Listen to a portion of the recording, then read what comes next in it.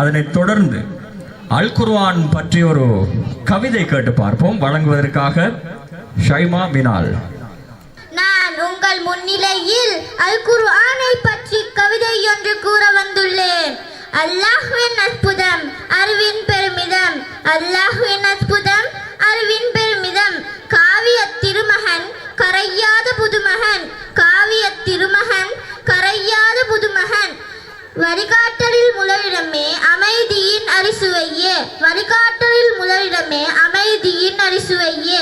வாழ்க்கையின் வழிகாட்டியே வணக்கத்தின் திசை காட்டிய, வாழ்க்கையின் வழிகாட்டியே வணக்கத்தின் திசை காட்டிய.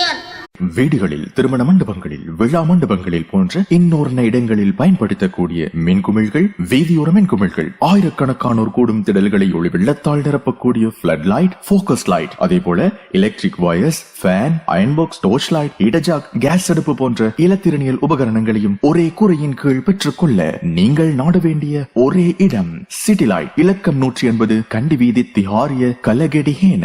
தொடர்புகளுக்கு 0332297235.